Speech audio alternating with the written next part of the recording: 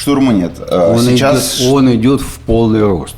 Это, думаю, что главная тема для нас сейчас. Основные события происходят именно там. Украинские войска, когда отходят, на этой неделе вот зафиксированы случаи, они взрывают многоэтажки. Многие дома были заминированы заранее. То есть все это обучение дроноводов в какой-то момент... И это автоматизировалось.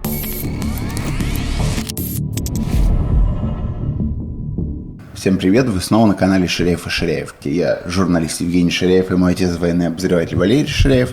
Обсуждаем последние события. И теперь еще и стримим по средам вечером. Приходите к нам на Twitch. Да, ну, конечно, не забывайте и про Telegram, и подписывайтесь на этот канал. Наверное, самое важное, что вы можете сделать. Здесь на YouTube, да? Здесь на YouTube. Ну, главное содержание прошедшей недели, а я напоминаю всем, что мы записываемся по четвергам, поэтому для меня неделя... Это... Ну, если ничего экстраординарного прям тут важного не случится. Поэтому обычно неделя для нас это не с понедельника до понедельника, а с четверга до четверга. Да. Вот так. За истекшие 7 суток главным содержанием событий, на мой взгляд, является наступление российской армии. Вот только что мы рассказывали, что фронт встал, все стагнирует и так далее, и вот все переворачивается, насколько она переменчива. Это большая дорога военной удачи, хотя стихотворение написано совсем по другому поводу. Вот, да, но при этом, если говорить о взятых населенных пунктах, которые объявила Минобороны, то так не кажется, что наступление, потому что 3 населенных пункта было взято российскими военными в Харьковской области. Это Шевченко, в ДНР это Химик, и в Запорожской области населенный пункт Комсомольская или же Гуляйпольская. Основные события происходят в крупных городах, которые оспариваются стороны друг у друга, и там мы можем говорить там, о преимуществах кого-то и так далее, но, конечно, о полном захвате таких городов еще говорить всегда не приходится. Это слишком далекая перспектива. Итак, 2 главных вещи, на которые я хотел бы обратить внимание вот за эту неделю. Российская армия резко усилила давление по нескольким направлениям, то есть теперь наступает на 5 направлениях, а не на 2, как до этого. 3 еще добавилось. И, конечно, главный центр событий – это Славянско-Краматорская агломерация, где усилились бои. И вот что. Очень многие, когда рассматривают вот этот участок фронта, делят его на направления, на полусоответственности группировок войск. В направлениях они выделяют поднаправления. Это все можно делать, нет? Но у меня нет сомнений, что это огромная связанная операция, в которую командующие группировками войск ведут в тесной координации. Это большое, единое, по единому плану проводящееся сражение. Это главное сражение 2026 года, которое сейчас разворачивается прямо на наших глазах. И оно охватывает фронт протяженностью от Доброполья и до Лимана, через Донецкую область, да? Вот до Лимана. Вот такой огромный кусок. Но удивляться нечему, поскольку и Путин всегда ставит задачу постоянно занять Донецкую область в ее административных границах. Вот сейчас это осуществляется. Только это не отдельная операция. Это единая, большая, огромная операция. Прям вот битва.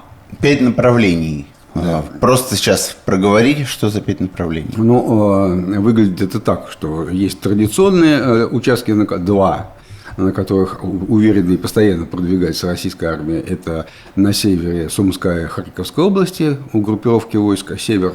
Группировка «Восток» продвигается на Орехов. Но те участки, где бои и так шли, вдруг 3 штуки. Резко там увеличилось количество боевых действий, о которых, как по статистике, о которых мы говорили. Можно анализировать. Можно посчитать, да. Это, собственно, бои внутри Лимана, а там месяцами ничего не происходило, буквально, прям как бы проснулось все, да. Это бои внутри Константиновки и наступление, ну, условно, можно сказать, из района Меньковки на Краматорск.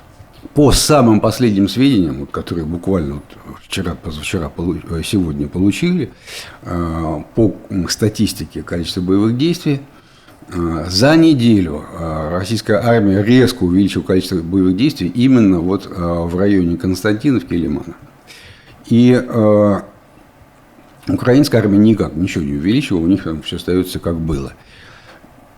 Коль скоро мы в свое время условились, что объявление украинских органов властей об эвакуации населенных пунктов – это важная, существенная деталь, да?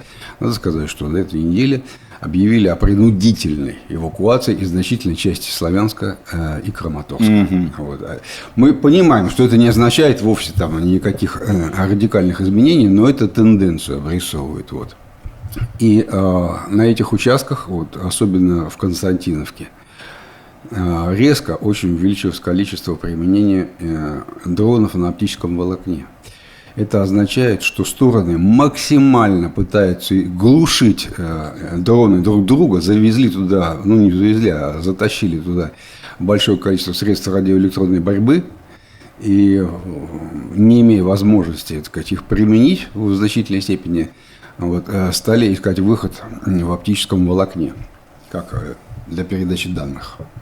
Ну и вторая особенность недели, истекшей, и ВСУ, и Россия очень резко нарастили количество поражений малых целей на оперативной глубине, не на тактической, а до 200 километров в глубину. Почему это ну, как бы новое? Не то чтобы совсем новое, но вот увеличение такое, оно новое. Но это то, что ты и говорил, прогнозировал, да. Что просто цели будут мельчать, бензозаправки. То есть это уже не электростанции, там большие нефтебазы какие-то, это грузовики, автозаправочные станции, фуры, это стоянки автомобилей отдельные. Для российской армии это еще и обязательно налеты на депо, поражение локомотивов. Кстати, на сегодняшний день по украинской статистике, не по российской, уничтожено более 300 локомотивов вот, за короткий очень период, меньше, чем полгода. А это прилично. Локомотивы неоткуда взять. Вот. У них ширина колеи царской России, понимаешь, которая потом советской стала колея и так далее. И чтобы заключить договоры на производство локомотивов на Западе, да хоть в Европе, хоть в Америке, надо специально еще оговаривать, какую ширину колеи они там устраивают. Это отдельная вещь, и непросто, очень непросто сделать как бы вот машину, любую можно, да, а тут нет. И неоткуда просто взять, нет фонда пополнения. И поэтому они, когда локомотивы все меньше и меньше становятся, это безвозвратные потери. Их просто неоткуда взять. Вот это как раз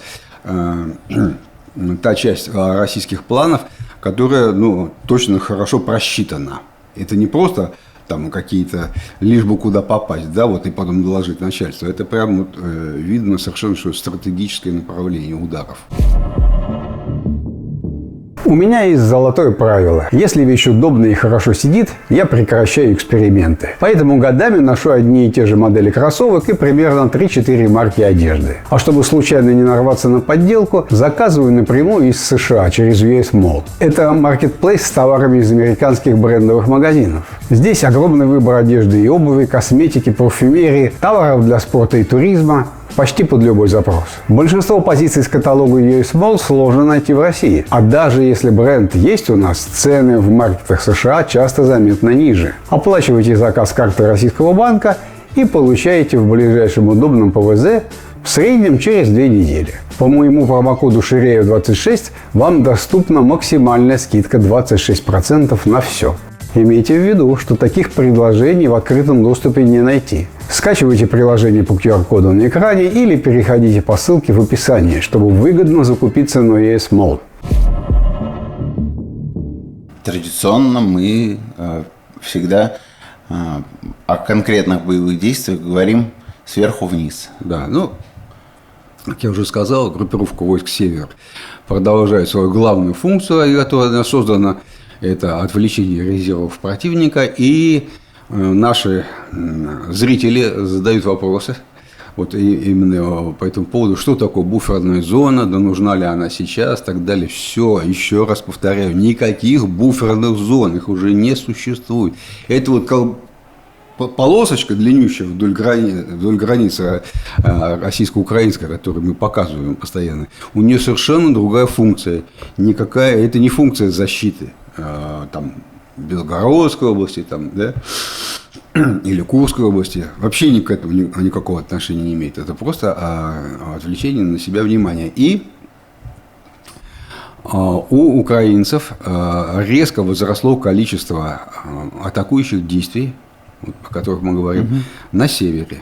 Туда перебросили... То есть имеется эффект все-таки отвлечения. Да. Туда перебросили резервы, и там даже появился вот этот знаменитый среди украинцев штурмовой полк «Скеля», по-русски «Скала», вот, который прямо вот, себе такую славу заработал эффективного средства, которым затыкают дырки, если что-то беда, пожарная команда такая. Правда, тут вот я хочу предостеречь всех, когда и мы, и многие другие, значит, говорят о том, что какой-то полк куда-то перешел. На самом деле, в случае с Украиной никакой не полк, а почти всегда это часть полка, батальон, там, 2 батальона, все, не больше. Да? То есть там какой-то контингент из этого полка оказался на севере, но тем не менее. Это прям пожарная команда, которую срочно туда отправили. В районе Купинска, наоборот, никакого увеличения количества боевых действий. Все идет так же, вот статистика вся та же самая с обеих сторон. И украинцы, и в Купинске, их все меньше и меньше. То есть есть районы, которые вообще держатся только усилиями беспилотных войск украинских. Просто дроны не дают проходить российским группам. В общем, и российские войска тоже, так сказать, занимают все новые и новые места. Очень осторожно, не спеша, так сказать, с осмотром, с зачисткой территории предыдущей. Как я уже говорил, уже и в Купинске узловом, на том берегу Восточного Оскола, плацдарм, конечно, уменьшается. И в целом очень не спеша эта операция движется в сторону победы российской армии. Вот здесь конкретно под победой я понимаю просто его занятие. Как я говорил, месяцами в Лимане ничего не происходило, и вот резкое оживление боевых действий. Российские малые пехотные группы зафиксированы в центре города, зафиксированы в районе железнодорожного вокзала. Они приблизились к краям, то есть зона уверенного контроля российской армии совсем небольшая, совсем небольшая, 10%. Но бои идут более чем на половине площади города уже. То есть это теперь серая зона. Все, это уже не украинский город в чистом виде, да, половина из него оспаривается. И это, говорит о намерениях российского командования. Лиман, без взятия Лимана наступление на Славянск невозможно. Значит, соответственно, в ближайшее время мы должны увидеть результат этих усилий. Со стороны Миньковки идет продвижение российской армии на Краматорск, и там есть место, где они перешли через вот этот сухой канал Северский Донец-Донбасс, образовали небольшой плацдарм на западном берегу. И это почему важно? Это то место, откуда уже до Краматорска достает ствольная артиллерия. То есть пушки, не беспилотники, которые там на много-много километров, а прям пушки стреляют, достают до Краматорска. Вот мне кажется, именно из-за этого, из-за обстрелов артиллерийских, которые невозможно увидеть и предотвратить, объявлена принудительная эвакуация.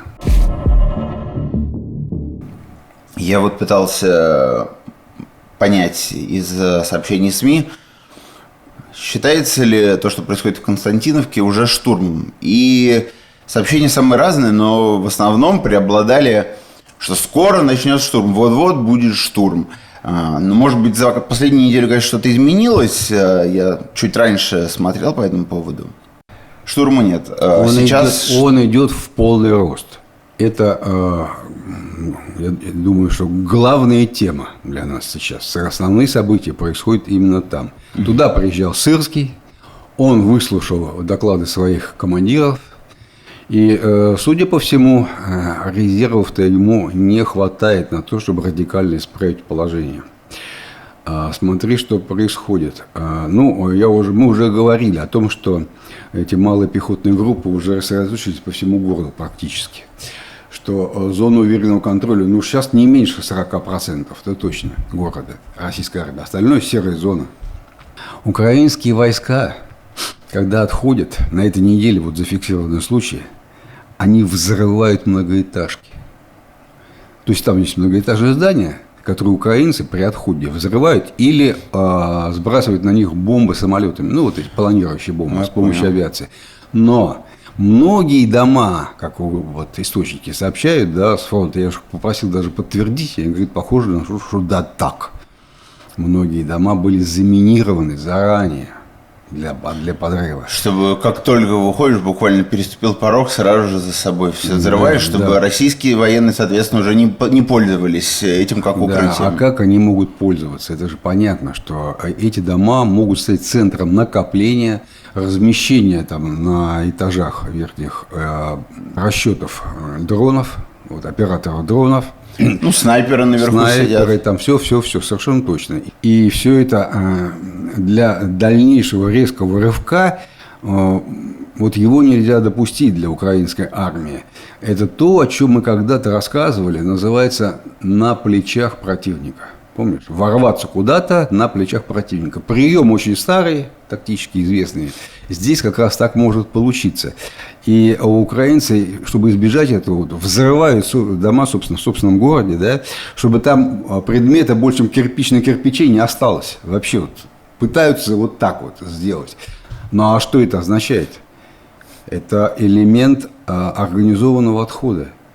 То есть это плановый отход. Они планово оставляют город фактически на наших глазах. Логично. Да, на наших глазах сейчас. Отсюда и оптимизм в российских источниках, в том числе патриотических, которые об этом говорят. Но и это все подтверждают и мои источники прямо оттуда. Все. Они говорят, что действительно вопрос об оставлении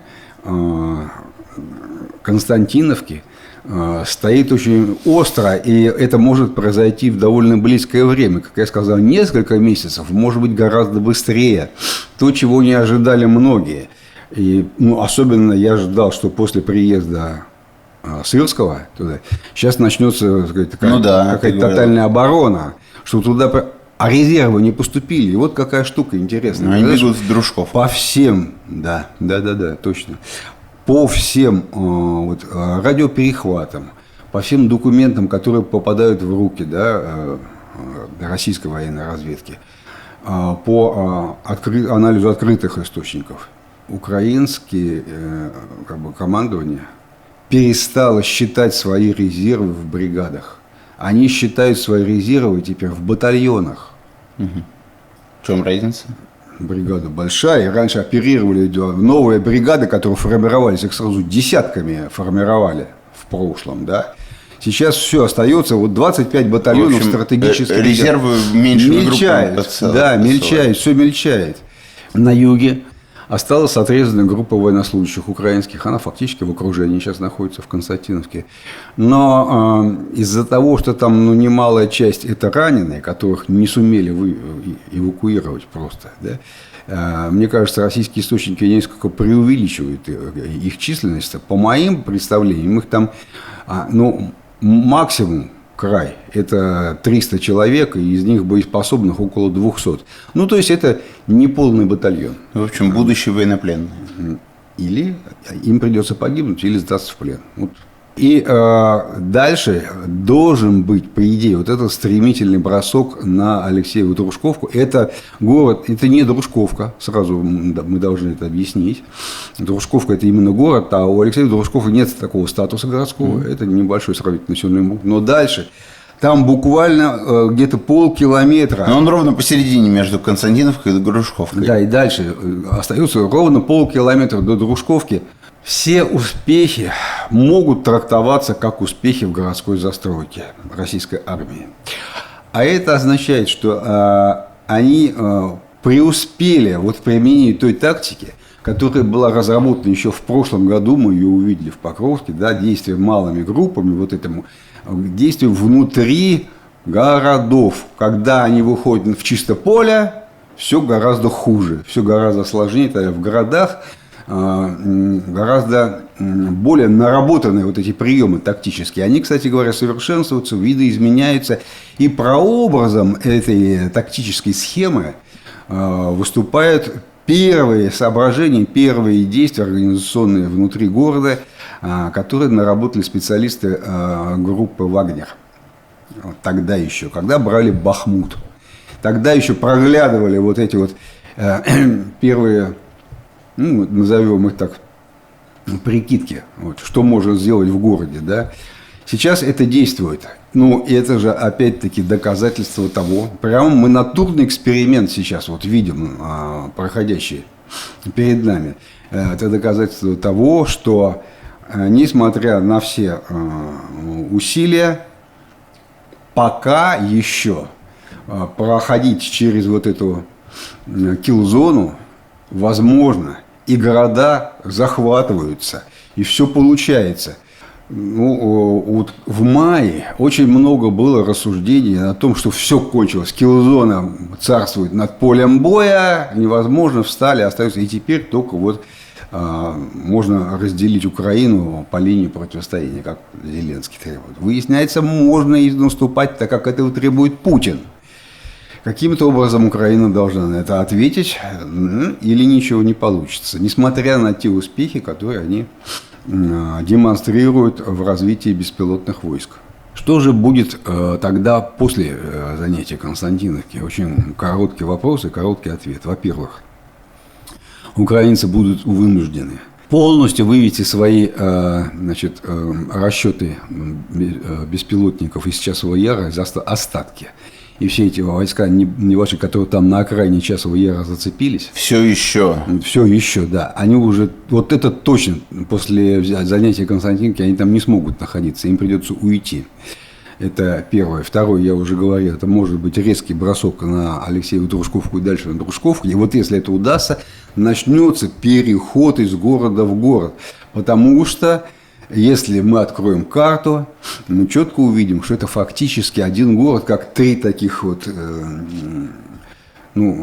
круга, овала, как хочешь называть, соединенные мощными такими городскими кварталами между собой. И вот в ней можно двигаться.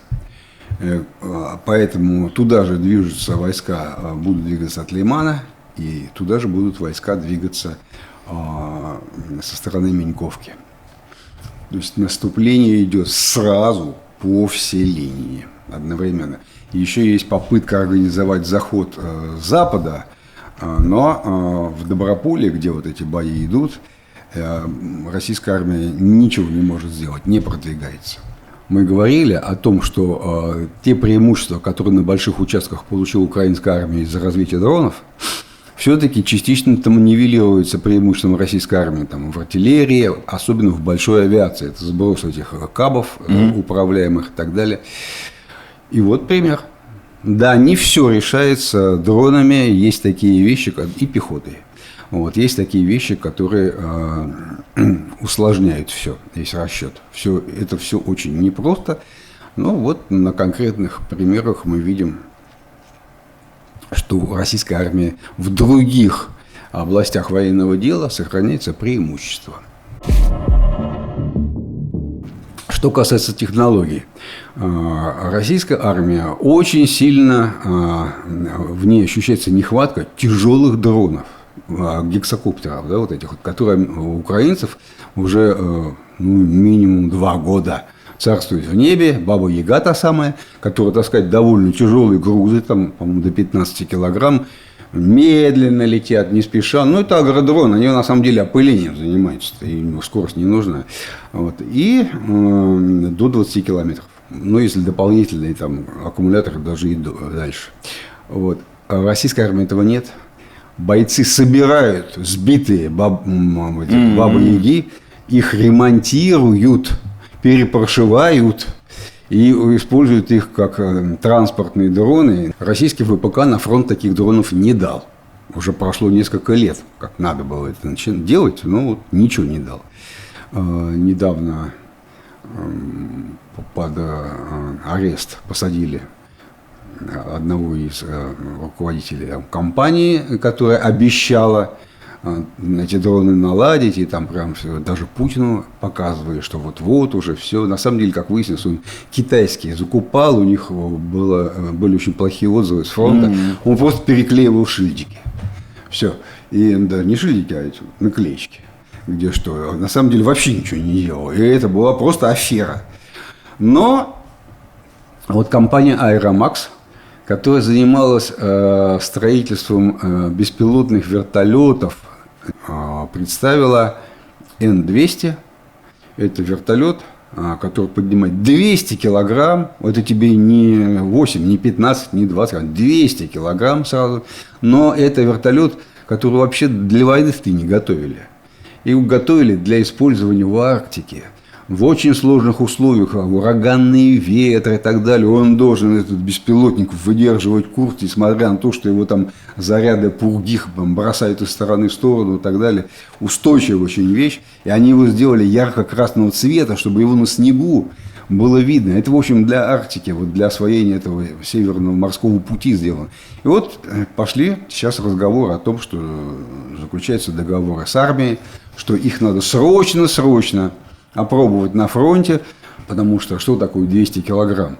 Да это же раненый. А то, может быть, даже... Со всем обвесом. Да, а то, может быть, даже двое раненых, если они раздеты, да? То есть, подцепил его, и эти носилки они потащили. Все. У него есть, конечно, помимо достоинств и недостатки приличные. Это бензиновый двигатель. Да. И он греется. Его приборы, которые ловят тепловое излучение, засекают гораздо быстрее. По нему можно выстрелить этим самым зенитным комплексом с плеча. Это ракеты зенитные, да, которые тоже тепловую головку имеют наведение. Много чего. Но есть множество маршрутов, довольно безопасных из тыла дальнего до ближнего тыла, да, где его точно можно использовать, и где он прям принесет огромное преимущество российской армии, потому что 200 килограмм – это не 12, не 15. Если ты когда-нибудь гуглил дрон Hornet, тот, который сейчас используется, то наверняка ты видел, что в первую очередь выпадает в строке поиска совершенно другой Hornet. Это которые разведывательные. Ну да. Они называются просто тоже Hornet. Нет, типа микродроны. Шмель, я так считаю. Нет, Hornet это шершень. В России он еще, по-моему, есть свой такой. Маленький, совсем маленький. Он для групп спецназа, для ФСБ, там, где вот террористы в здании спрятались, вот он должен там по коридорам, значит, ходить и выискивать где-то, где заложники, где террористы и так далее. Ну, это микродроны, совсем малюсенькие, да, они для спеццелей. Причем они используют еще для связи Bluetooth. То есть, расстояние небольшое. То есть, они видео свое изображение. Bluetooth это несколько метров. Идет группа захвата, перед ней там 10 метров летит вот этот шмель, малюсенький, и предупреждает, где кто, где бандит и так далее. То есть у тебя глаза... Ну да, в ухе у тебя оператор, который говорит, что он... Да не в ухе, ты прям вот здесь видишь, его, у тебя выведен мониторчик такой, и ты прям видишь, что и у тебя глаза твои за углом. То есть вот от таких, от неожиданностей все это. Засады должен он скрывать в первую очередь. Ну, так используются такие на Украине? Да нет, я думаю, что зачем. Там обычно используются дроны, которые могут в режиме зависания на оптическом волокне особенно. Иногда бывает, технологии уже придуманы, заранее заложено в устройство, заранее заложенного оружия, но по административным причинам или из-за запретов межведомственных нельзя их использовать. Вот я говорил, что панцири, показания их локатора выводятся в специальный интерфейс, их можно прямо на сервер бросать. И десяток панцирей можно в сервере объединить, видимо, раздать всем, ну, то есть мобильным огневым группам и так далее, не использовать дополнительные радиолокаторы, которые надо где-то добывать, а прямо непосредственно радиолокаторы этих вот панцирей завести в единую систему и дать гражданским, чтобы гражданские, которые защищают свои нефтеперерабатывающие заводы, там, какие-то производства и так далее, чтобы они пользовались. Но этого нельзя. И поэтому интерфейс панцирей заглушен. Он гражданским не имеет выхода. Письмо Зеленского, ну, мы как бы решили не записывать экстренное включение, потому что, ну... Открытое письмо, во-первых. Вот все, форма сама письма. Это послание всем. Это его главное свойство. То есть, это не письмо Путину. Но в нем есть одна... Вот у меня есть как бы гипотеза, которую я хочу высказать, которая имеет прямое отношение к армии. В принципе, это политика. То есть, и разговор о возможном прекращении огня и так далее. Хотя, на самом деле, невозможно дождаться нормального ответа после такого письма. Это все признали. И Зеленский потом сказал, что он другие цели преследовал. Мне сейчас интересно другое. Путин, когда описывал эту ситуацию, он такой интересный очень эпизод политически рассказал, что до этого туда по приглашению Киева приехал его посланник, какой-то известный бизнесмен, имел с Зеленским беседу, потом, значит, послание Зеленского для Путина привез в Москву через сутки. И через сутки, то есть переговоры какие-то были, негласные, неформальные. И о них никто не знал. И через сутки вот случилась эта трагедия в Старобельске. Вообще-то в этом есть очень настоящее серьезное противоречие. Это какая-то алогичный шаг. Я сначала прошу тебя прислать мне переговорщика, он только уехал, я тебе сразу вдогонку бах кирпичом. Понимаешь, у нас в армии был один раз открытый бунт. Я имею в виду Пригожина. Бунт Пригожина. Пригожин был человеком, который ощутил собственный политический интерес. Пострадали многие офицеры, которые просто поддерживали связь с Пригожиным за это политическое восстание, которые попали под подозрение. Шло следствие. Всех проверяли. Суровикин, ну, в общем, как бы герой армейский, да, сразу после этого путча был снят с должности, и его отправили в Африку. Ну, как бы я связываю это с тем, что он вообще-то, все знали, поддерживал с Пригожиным отношения. Это не означает, что он был с ним в сговоре. Это понятно. Но, тем не менее, по одному даже подозрению. А вот скажи мне, а может такое быть в другой армии-то? А вот теперь представь себе, что у Зеленского ведь проглядывается какая-то собственная игра. Ну, конечно, никакой он не предатель. Конечно, он, значит, президент, верховный главнокомандующий, добивается своих целей, все понятно. Но вот эти тайные переговоры, что-то там может случиться, не дай бог, он еще и оставит Донбасс или еще что-то такое. Почему не предположить? Это именно вот гипотеза моя, вот по-другому не собираюсь ее представлять, эту мысль.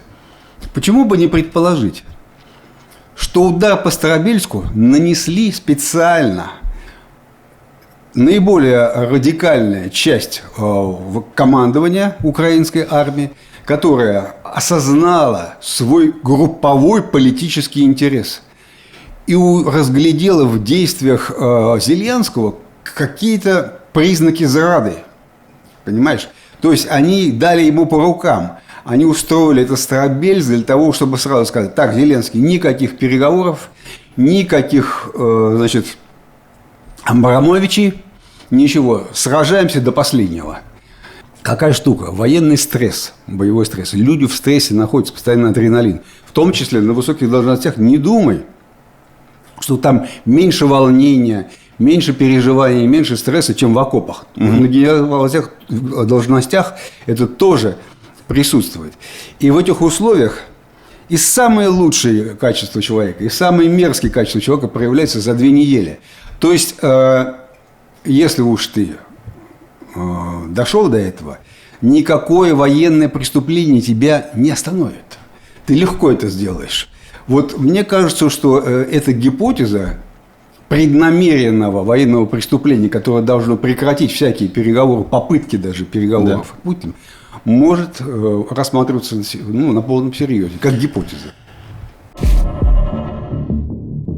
Тему, которую ты уже поднимал, отвечая на вопрос одного из наших подписчиков на Бусти, но давай сейчас поподробнее немного про это. На юге Украины ВСУ активно заняты строительством укреплений. Одесская область, Херсонская, как будто Киев. Ну да, как будто бы они что-то знают о готовящемся каком-то южном ударе. Смотри, непреодолимая преграда. Река. Днепр. Да. За ней Одесса и Николаев. Какое там ждать наступление России? Понимаешь, украинский бюджет военный. Хоть там и дали им в Европе там, эти 90 миллиардов. Планируют еще. Да, но на самом деле, учитывая необходимость поддержки бюджета, собственно говоря, не военного, да, у них довольно скромный военный бюджет по сравнению с Россией. Да. И вдруг такие траты. 300 километров от Сум до Киевского водохранилища, 300 километров большие настоящие укрепления. Кольцевые вокруг Николаева, Одессы, Чернигов. Ну, понятно, вот вдоль линии соприкосновения в Донбассе, это я понимаю, понимаешь? Но есть вещи, которые совсем вот в глубине, и думать даже не стоит сейчас об их...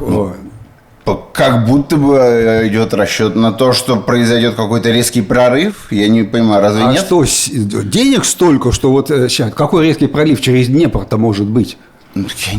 Вот в том-то все и дело. Ты знаешь, вот сейчас выдающийся полководец российский, там, Иван Попов, сидит в заключении, находится по обвинению, его судили по обвинению в злоупотреблении, там, манипуляциями какими-то суммами, небольшими, кстати, по фронтовым меркам абсолютно, направленным на вот, строительство этих сооружений оборонительных, как раз-таки. Да. Дело Миндича, о котором столько говорят, и это те самые пленки, которые, так сказать, там есть прям улики, прямые улики, да, участия в коррупции, значит, в ближайшем окружении президента Зеленского, они же в значительной части построены на вот этой коррупции, на воровстве и средств, отпущенных в строительство оборонительных сооружений, на оборону, короче говоря, на оборону. По-моему, итальянская мафия первая еще в 20 веке догадалась, что махинации на строительстве, они, во-первых, самые масштабные по размерам, во-вторых, их проще всего скрыть. Вот где-то ты досыпал песок, не досыпал, где-то цемент, это все потом не перепроверишь. Очень все сложно. Понимаешь, и там стоимость работ, например. Подрядчик взял столько, потому что работы оказались сложнее, чем мы думали. Или наоборот, да, и так далее. А уж строительство оборонительных сооружений, какие там объемы-то гигантские. Уж не коррупция ли это? Уж не коррупция ли это строить, деньги тратить на фундаментальные... Это же у всех на виду. Да, и не бояться. Потому что, как выяснилось потом по делу Миндича, никто ничего не боится. Абсолютно. Не, ну все на виду тоже было. Тут ты правильно задался вопросом. Человек, который разбирается там, в текущем конфликте, он скажет, зачем так далеко выстраивать линии обороны. Так же точно украинские какие-нибудь там аналитики. Я думаю, они такой же точно вопрос поднимут. Я думаю, нет, поэтому да. вопрос антикоррупционный, а учитывая то, как там сейчас сильно за этим занялись, тоже поднимается. Я думаю, что обязательно мы это все увидим. Вот мое предположение уж больно подозрительно. Но мне кажется, что это вот оно и есть. И я думаю, все обязательно должны об этом услышать, мне кажется. Я потому и подозреваю вот в этих всех массовых строительствах коррупцию, что я на грош не верю в возможность, даже гипотетическую возможность такого прорыва через Днепр. Вообще не верю. И именно в этом моем неверии и заключен вывод, который меня к этому толкает. Моя подозрительность, она от того, что я не верю в прорыв. Вот так. Ну и перейдем к нашей, можно сказать, традиционной рубрике, которая раз в квартал случается, потому что раз в квартал немецкие аналитики Янис Клюге публикуют свои данные о численности, о наборе, ну и обо всех связанных с экономикой деталях. И в частности, он еще и вычисляет численность людей, заключивших контракт за вот этот период, который он считается. Ну, напомним нашим читателям, после как он это делает, существует отчетность о том, сколько федеральный бюджет выделяет для разных областей денег на вот этот бонус, федеральную часть бонуса, это 400 тысяч рублей, остальное доплачивает субъект федерации. И на основании, не для всех областей это открытые данные, но он берет треть приблизительно, которые открыты, он их берет и экстраполирует на все остальные приблизительно. У него подсчет, но тем не менее довольно точно получается все. И вот эта его методика позволяет с высокой степенью, относительно высокой степенью точности рассказать, сколько людей, значит, пришли на контракт в российскую армию помесячно вот за истекший квартал. За первый квартал 2026 года федеральный бюджет выплатил 28,5 миллиардов бонусов контрактникам, и расчет дает 71 216 контрактников. Значит, с учетом апреля количество пришедших на службу выросло резко и приблизилось к 100 тысячам. Ну, то есть восстановилось к уровню около 1000 человек в день. Вспомним, что мы как раз тогда как-то попытались интерпретировать цифру, которую назвал Медведев, ответственный в правительстве за контракт, за набор по контракту, он сказал 80 тысяч. Мы разделили просто вот тупо детская арифметика на количество дней, потом увеличили на 30 месяцев, и у нас получилось, что резкое снижение, мы назвали цифру тогда, и она оказалась довольно близка к цифрам Яниса Клюге, как интересно. Но у нас вот самое простое было в соображении, мы от официальной цифры отталкивались. Буквально это так звучало. С начала 2026 года контракты прохождения военной службы заключили более 80 тысяч человек.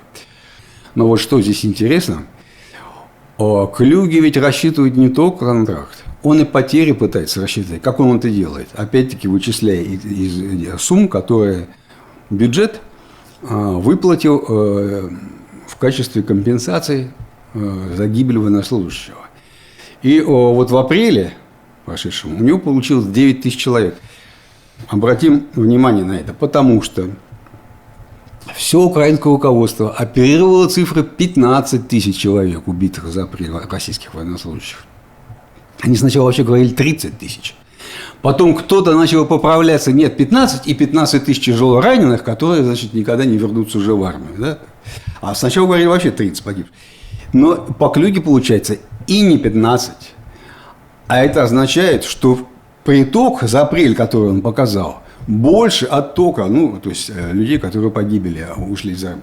Получается, что вот этот расчет, что российская армия якобы теряла больше, чем приходила на контракт, вот из этого немецкого исследователя, из его данных, не получается.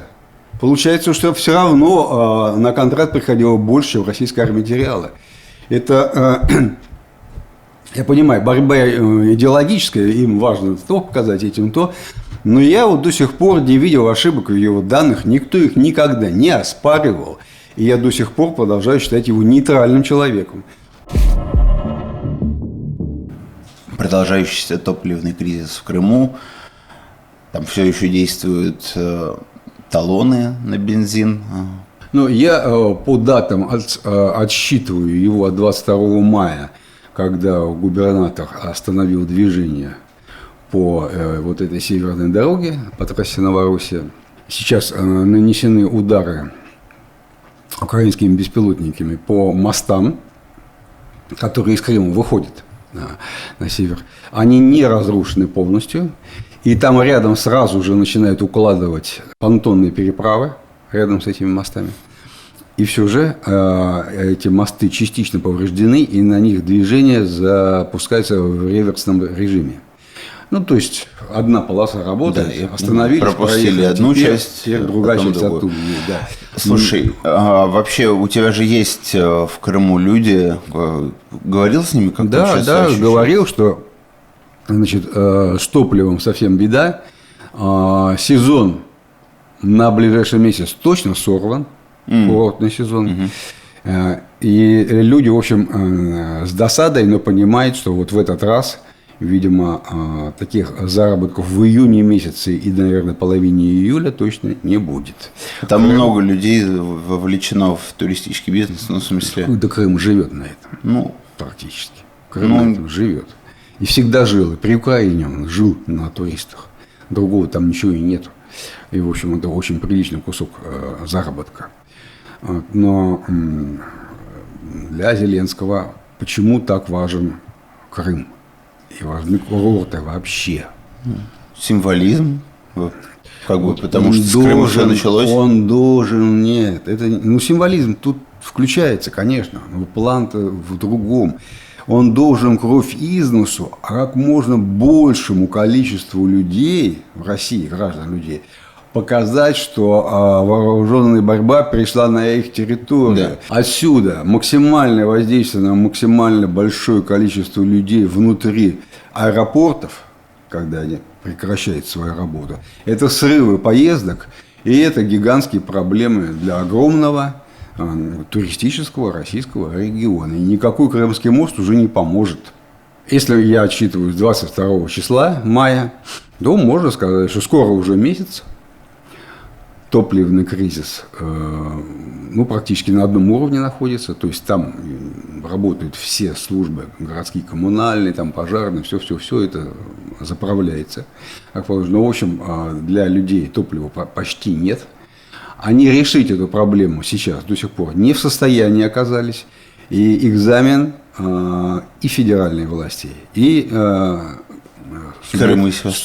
субъектов федерации не выдержали. Ситуация, в которой надо максимально быстро действовать, ну, просто потому, что туда вовлечены миллионы людей. Миллионы буквально. И они до сих пор непонятно, что делать. Они каким-то образом так разворачиваются не спеша, что, в общем, бензина в Крыму не прибавляется. А это главное. Это главное. Кстати говоря, повышение цен в магазинах или пустых полок нет. Нет. Потому что, ну, как бы украинцы надеются, что блокада приведет к тому, что вообще голодать там начнут. Нет, этого нет.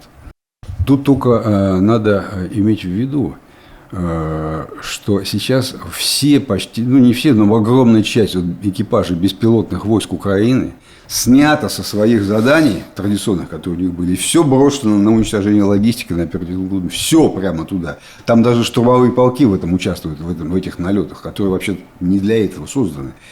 Украинцы, они вот командование там в Крым, в Киеве почувствовали, что какой-то есть эффект, и решили его быстро усугубить, так сказать, добиться максимально возможного эффекта. И сейчас вот все беспилотники Украины, все туда. Все на это. Но тут надо понимать, что на самом деле не только дороги в Крым там бомбят. Это вплоть до Лимана. На оперативную глубину идет массированная бомбардировка по всем дорогам. И одновременно российская армия, как я уже говорю, отвечает аналогичными ударами на 150-200 километров, причем в том числе и корректируемыми авиабомбами, у которых теперь есть еще реактивные двигатели, которые придают им большую дальность. Да? Российская армия отвечает точно так же. То есть эта битва и идет на 100 километров, на 150 туда, на 150 сюда, по обе стороны, на очень большой территории. Это по украинскому замыслу, украинского командования, грандиозная операция. Очень большая. Это не просто Крым. Это все, это весь Донбасс. Будет какой-то ответ, каким-то образом развернется российская армия, пока отвечает зеркально. Вы бомбите здесь, мы бомбим здесь. Ну, например, мост, важный очень мост, где товары из Румынии через Молдавию, через Одесскую область везут в Одессу и дальше по всей Украине. Мост через затоку, так называемый. По нему нанесены удары вот на этой неделе. Причем сразу и «Искандер», и беспилотники там все бомбили. Мы не знаем результатов этой бомбежки. Вроде бы как мост прекратил работу. По нему не идут машины. Это важнейший мост для Украины. Важнейший для получения не просто там военных грузов, а вообще всех товаров. Украина внутри себя практически не производит никаких важных товаров. Они все получают просто из-за границы. Ну, заканчиваем мы выпуск давай технологиями. Мы стараемся так делать. Что было интересного за последнюю неделю, чтобы ты обратил внимание? Да, какие новости? По сообщениям и официальным, и в медиа, увеличивается количество применения российской армии ракет РМ-48У. Ситуация такова, что на Западе тоже, конечно, но в первую очередь в России ВПК стремится приспособить к боевым действиям оружие, которое хранится в запасе, которое давным-давно лежит, но его надо как немножко докрутить, переделать, модернизировать, улучшить, и оно вполне, так сказать, может встать в строй. Это ракеты учебные, которые специально, ну вот у тебя выходит срок эксплуатации ракеты, зенитной ракеты С-300 или С-400. Ты эти ракеты не выбрасываешь. Их переделывают в учебные ракеты, чтобы зенитчики могли тренироваться на чем-то. Просто они летят, но это уже баллистические ракеты. Вот, они летят, потому что функция баллистической ракеты, она изначально в них заложена. Изначально конструкторами в них заложена. Это не такая переделка прям глобальная. И вот они, в общем-то, для полигонов, а теперь выясняется, что их довольно много в запасах-то. И самое главное, что очень много ракет устаревает. Нет, не устаревает, у них стекает срок использования. Ну, вот С-300, С-400 у зенитных ракет. И их тоже переводят в эту категорию. Так вот, с сравнительно небольшими усилиями там, при модернизации их превращают в баллистические ракеты, не в зенитные. И они запускаются из тех же самых пусковых установок С-300, С-400, как зенитные ракеты. Но это уже как Искандер, считай, понимаешь? У них меньше, конечно, запас, боевой боезапас. Кроме того, они на себя берут функцию отвлечения зенитных ракет американских. Ну, то есть, когда российская армия планирует удар Искандером, она перед этим может запустить несколько вот таких ракет, которые, ну, фактически со склада, да. И украинские зенитчики, которые обслуживают Патриот, израсходуют на них такие дорогие дефицитные свои ракеты, а потом Искандер пролетает. Но помимо этого, они и сами по себе просто как боевые ракеты применяются. Это вот пример того, как стороны, не имея возможности масштабировать производство дорогих каких-то вещей, вот выходят из положения. И, в общем, довольно эффективная вещь оказалась. Вот буквально мы на стриме это обсуждали, когда уже зенитчики начнут применять машинное зрение. И я тогда такой подумал, блин, все, уже даже мы прошли тот этап, когда обсуждали, должно ли вообще таким пользоваться, использовать искусственный интеллект, который будет сам принимать решения об убийстве человека, уже все. Теперь вот ученые в Цюрихе провели исследование использования искусственного интеллекта, управляющего дронами. Такое комплексное. Ну, да, ну просто FPV-дронами, которые человек всегда делал. Там вопрос простой. А может ли искусственный интеллект заменить оператора? И результаты полученных сногсшибательные. Тут самая главная проблема, искусственный интеллект пока не может отличить своего от чужого. Но само управление уже, совершенно очевидно, человек отстает. И отстает очень сильно. Там пока это там, на какие-то проценты, скорость реакции и так далее. Но те скорости, с которыми носятся эти дроны и проходят через любые препятствия, не сталкиваясь ни с чем, под управлением искусственного интеллекта, вот, они впечатляют. Это видно совершенно, что человек не в силах соревноваться с машиной вот, в управлении FPV-дронами. Это означает, что в принципе на фронте скоро станет возможным и это автоматизировать. То есть все это обучение дроноводов в какой-то момент месяцами. Потом на фронте он мастерство свое повышает. Потом ему поручают все более сложные задания. Он и начинает им гордиться его командира. У него, так сказать, портфолио растет количество пораженных целей. И тут вдруг машина, и у нее в памяти, значит, библиотека целей. Надо атаковать там танки такие-то, бронетранспортеры такие-то, и все. То есть, на глазах. Вот сейчас не вышло, а в американском конгрессе передали на рассмотрение, значит, 2 законопроекта, которые должны регулировать применение искусственного интеллекта в принятии, на войне, в принятии решения окончательного, то есть на уничтожение цели. Команда на атаку должна отдаваться искусственным интеллектом под контролем человека. То есть кнопку все-таки человек должен нажать. Это абсолютно не учитывает то, что происходит на российско-украинском фронте. Уже полно случаев, когда рвется связь, или даже специально люди понимают, что там, куда этот дрон долетит, уже связи не будет. Поэтому он должен сам все сделать, да, и атакуются, как мы уже говорили, локомотивы украинские, украинцы атакуют какие-то там фуры, машины, логистику, не спрашивая разрешения у человека.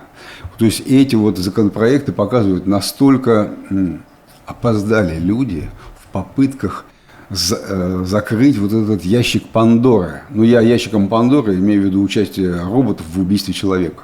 Понимаешь? Все, он открыт уже, назад ты не загонишь. Ну, допустим, вообще, вот конкретно этот момент, по-моему, можно загнать. Просто запретить это делать. В отличие от развития искусственного интеллекта, который действительно невозможно никак остановить, потому что код открыт всем предпринимателям во всех странах мира, они могут пользоваться им, если лишь сами создатели не делают код закрытым там, и так далее. А вот какие-то действия определенные запретить, на законодательном уровне можно. Просто сказать, да, что на все. законодательном уровне можно, но никто не будет слушать. Допустим, пост-СВОшном мире, когда могут начать прорабатываться новые декларативные документы, которые я вот вижу этот процесс так, что все человечество прогрессивное сойдется вместе, правительства самых развитых стран, которые, собственно говоря, и развивают программное обеспечение, да, вот это, и найдут способ наладить механизмы взаимного контроля. Когда я понимаю, что у американцев программное обеспечение запрещено, они понимают, что у меня. Это я не знаю, как это сделать. Это основано на обществе доверия. На обществе доверия, и все должно быть open source, да, так я понимаю. Угу. Вот. Это как научное сообщество работает. Вот это примерно как было между США и Советским Союзом, между США и Россией в контроле над ядерным вооружением. Американские военные приезжают в Россию, открывается вот эта шахта, считаем боеголовки. Вот, все упирается в возможность контроля. Если такая техническая возможность есть, стороны могут договориться между собой.